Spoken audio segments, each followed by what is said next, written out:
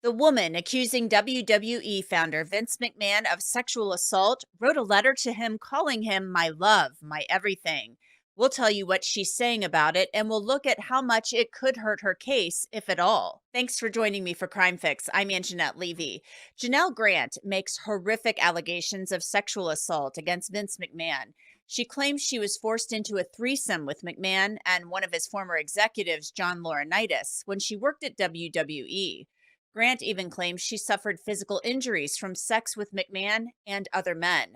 She claims she was given a job at WWE that was actually a cover for her to be at McMahon's beck and call for sex. She claims she was given gifts and later forced to sign a non disclosure agreement and paid $1 million of a $3 million payout.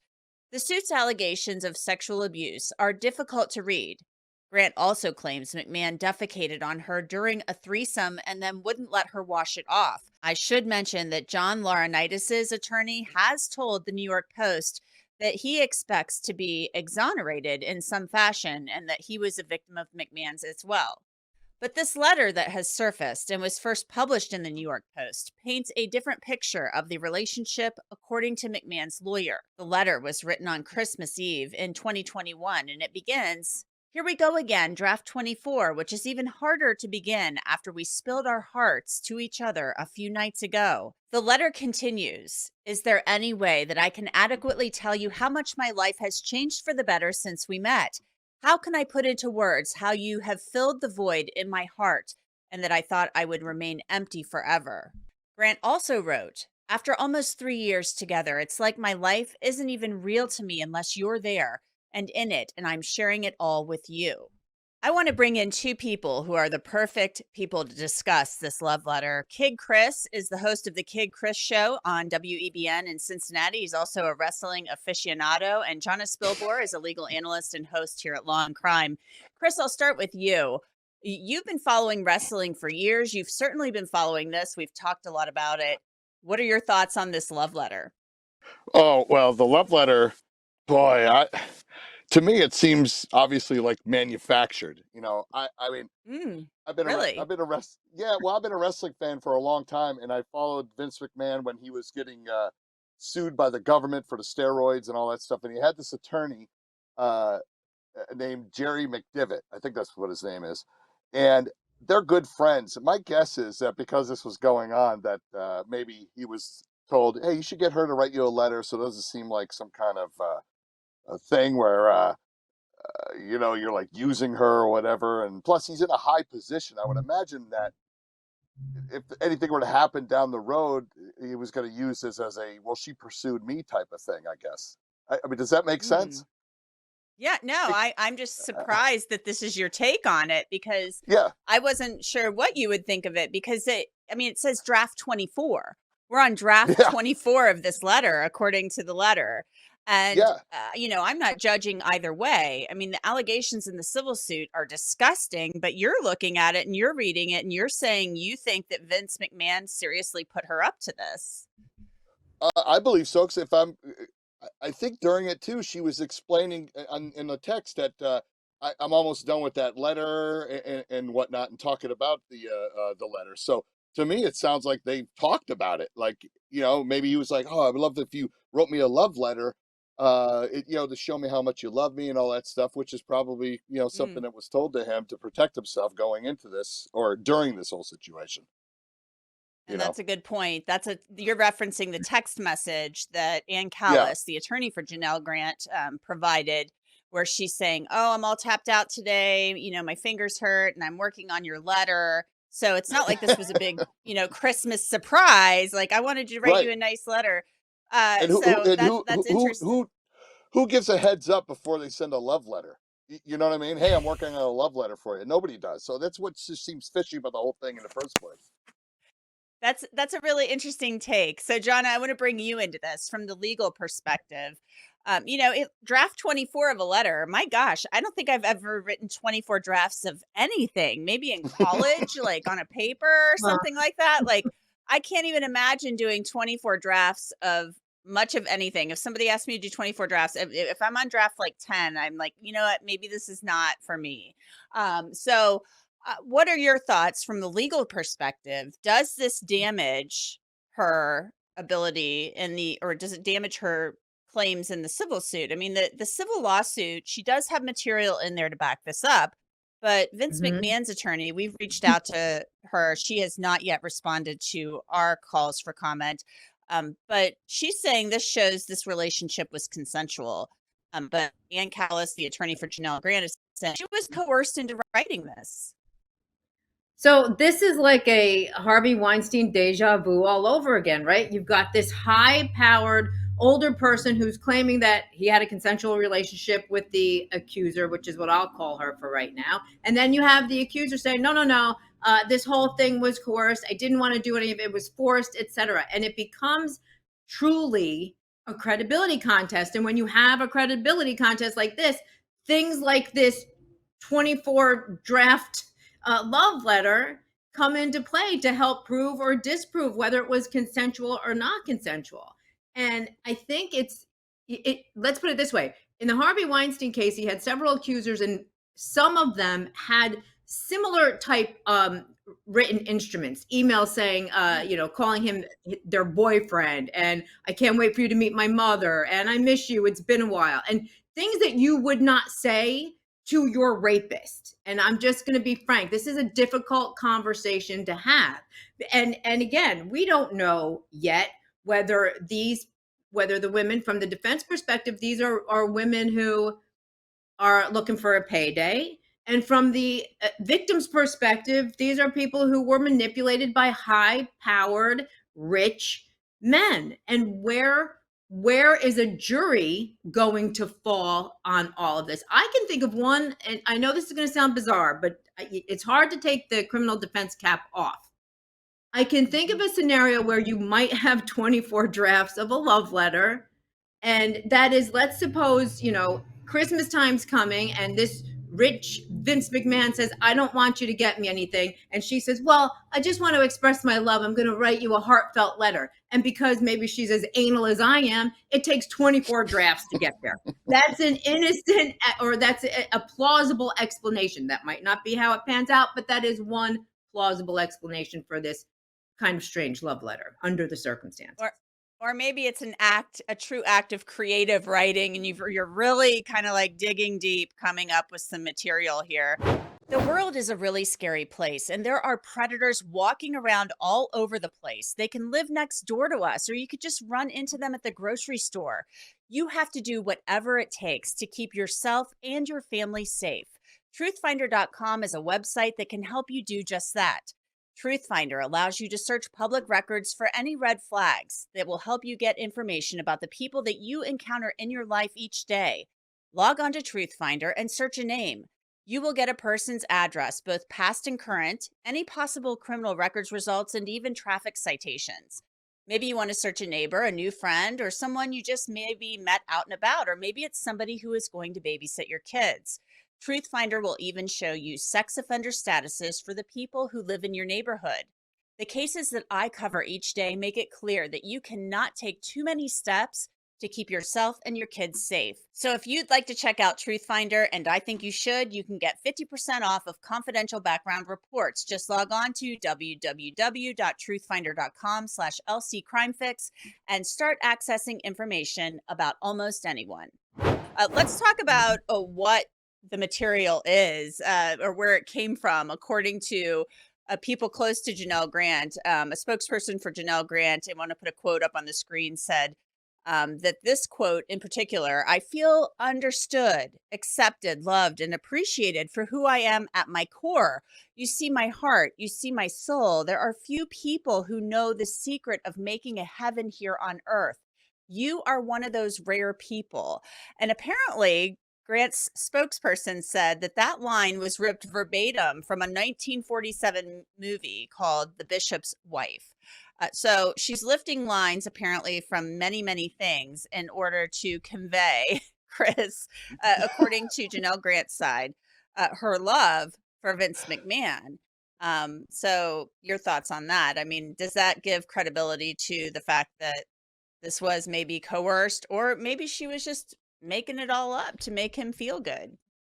I don't know. I mean, I didn't know it was from a movie. And why would she be watching that movie? I don't know. Maybe she was smitten over him and she stole that from a movie and said, "Oh, this is what I think when I saw this movie." I don't know. Just keep in mind, Vince McMahon made billions of dollars, uh, playing people's psyche. I mean, the professional wrestling, taking people out of their lives to watch this stuff. He is a genius with that. So I honestly think he again that he got her to write all this stuff somehow, manipulated her into writing this letter to protect himself because there's a track record of this kind of stuff happening throughout his career with this kind of stuff. So I mean, maybe with each case he learned a lesson, and this was one of the things that he wanted to get was a letter from her. What's even creepier is I believe I mean, she's younger than his own daughter, if I'm not mistaken.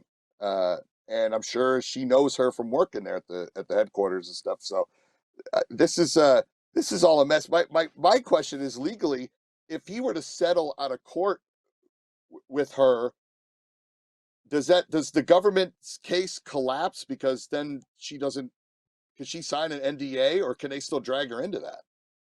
I think they can still drag her into it, Jonna, because let's look at what's going on right now with Sean Combs. Cassie Ventura sued P. Diddy. They settled the next day, and her attorney has essentially confirmed that she's cooperating with the feds. So, civil settlement does not prevent the feds from dragging you into something. And as far as the NDA goes, she's already signed an NDA, but she's saying, guess what? That's invalidated because Vince McMahon, you didn't pay me. You didn't fulfill your end of the bargain. You were supposed to pay me like 3 million bucks. You gave me a little bit of money. You didn't pay me the whole amount. And so they want that thing invalidated. It's pretty much invalidated already because, Yeah. she put it all out there. So, Jonna, the feds could still say to her and compel her to testify or subpoena her. She can't fight that, even if they settle the civil suit. You can't get out of criminal charges just because you settle a civil suit. Just like you could have state criminal charges, and if what you've done also crosses over into the federal realm, you could be charged federally criminally as well. So you can't get out from under that way. But isn't that interesting? I forgot for a moment that did this whole thing come up because he shorted her on the dough that he was supposed to Yes, he pay? didn't pay her. He was supposed to give her like 3 million bucks and he didn't pay it all. Which I'm sure he's kicking himself over now, but why? So that also lends itself to a credibility question. Like, does she truly feel like she's a victim, or is this some sort of vindication or vengeance for only getting paid a third of what she thought her payday was going to be? And that's an uncomfortable fact that goes along with the uncomfortable conversations that have to happen every time these types of cases come up. See, you could say that stuff because you're female. If I said that, I would get blasted for that. I might get blasted for it too. Yeah, I know, but I'll lose my job. Yeah, no, I agree. But I think it's a legitimate. I think you have to play devil's advocate, and you have to look at it from the perspective of. I mean, yeah, she was in a vulnerable position. She apparently, her family lost money. There were deaths in the family. She needed a job. She gets hooked up with Vince McMahon. Apparently, it's a job that nobody even knows what she does at the company. She's apparently working in the talent department, but nobody knows what she does. And then she's involved in all this sex stuff. She's having a relationship with him. And now she's alleging, violent rape and threesomes and take it B word and all this nasty stuff. And she's being kind of loaned out to other men. It's really nasty stuff, but I think you do have to play devil's advocate. It's like, well, was she on board with it, Jonna, until she didn't get her money? And that's going to be the argument. Now, think about how kind of difficult that is to prove to a jury. We are a little bit removed. We're like Me Too once removed at this point in history, but it's still very difficult because she might present as a very sympathetic victim. And can I just tell you not even from a legal perspective, although there is a little crossover, from a woman's perspective, I always find it a difficult hurdle to get over when somebody in her shoes says, he was my boss and I went to his home. I went to his hotel room.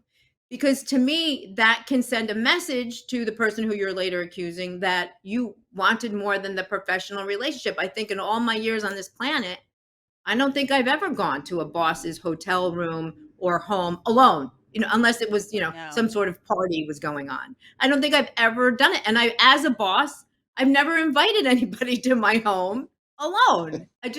Why? So again, these are all the little salient facts that are going to have to be um, deliberated over when and if the time comes.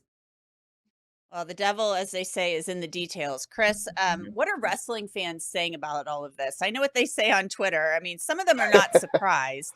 And then I have other people No. coming at me who are like, you're trying to make Vince look bad. And I'm just putting it out there, what's being alleged. I mean, Vince McMahon, his claim is that this is consensual. This was consensual. Janel Grant's claim is that she was being trafficked. So what are wrestling fans saying about this? How do they feel about this? And how does it impact WWE, if at all? Well, it's not impact. I mean, if anything, now that his son-in-law, Paul Levesque, Triple H, has been in charge, they just had a massive 2 nights in Philadelphia for WrestleMania, over 80,000 people each night. So they're very successful now. As a fan, I'm back watching. I haven't watched it since the pandemic, and it's a hell of a lot better. And his daughter even came out last night and gave huge props to her husband, which is Paul Levesque, about how that old era is over and that this new era is in and all that stuff. So it seems like I was surprised to see her come out and talk to the fans, because I think she's mentioned in some of these lawsuits. So I would figure she'd be more underground. But I'm wondering if she thought maybe he's watching and she went and took that shot on television. I don't know, but I don't know. I don't pay attention to the internet wrestling fans, because they're, unlike me, I don't live in my mom's basement. I have a home and a job and stuff. So, but as a wrestling fan, I'll let you take the heat for that one. Yeah, but as a wrestling fan, I just like the entertainment stuff. But as far as the sexual and all that, I've sent you clips in the past of the stuff in the '90s that he was doing on TV, and it all falls into place. And like I said, in the '80s, we heard all the different lawsuits that were happening all the way through the '90s.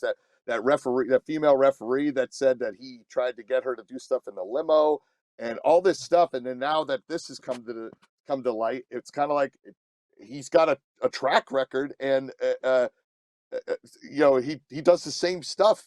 We're seeing all the same things in all these different situations. So I don't know. I know as a company for the WWE, it's way past them now. They just cut him out of the picture. When they replay things like highlights and stuff, they cut his voice out. He's not even mentioned in anything. So it's like he's never existed. So they are moving forward. They are saying, like, this is a new era. Vince is out. This is still the WWE you love, but I'm telling you, some of those old clips, they really are pretty misogynistic and nasty. And you can say, oh, well, it's just a show and it's just joking. I'm sorry. It still permeates, Jonna. Yeah. It still permeates. It came from someone's brain. It came from Vince McMahon's brain to say that stuff. So it's kind of like, what is it? Art, whatever that saying is. Yeah. Life imitates art or whatever. Is that what we're seeing?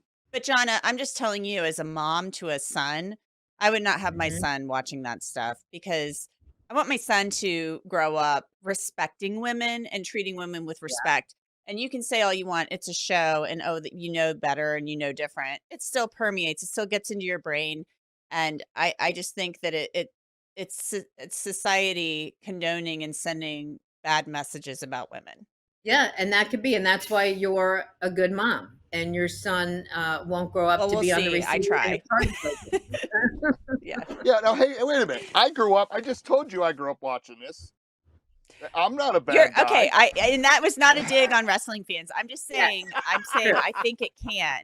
Not everybody is Kid Chris. Kid Chris has, I got 2 daughters. And a father too. So yeah, but people said the same thing about rap music too. Remember when rap music was, we got to get rid of this. This is terrible. The 2 Live Crew, all that stuff. And even before that, it was heavy metal caused suicide. We've been through all this stuff, the finger pointing stuff. It's one bad guy that maybe some of his dirty thoughts leaked into storylines or whatever. But they flushed all that stuff out. So I'm going to defend the WWE in that sense. All right. Well, we will keep an eye on this and on the federal investigation to see how this all unfolds. Kid Chris and Jonna You're not Spilbor, buying thanks to it. both of you for coming on. Thank you. And that's it for this edition of Crime Fix. I'm Angenette Levy. Thanks so much for being with us. We will see you back here next time.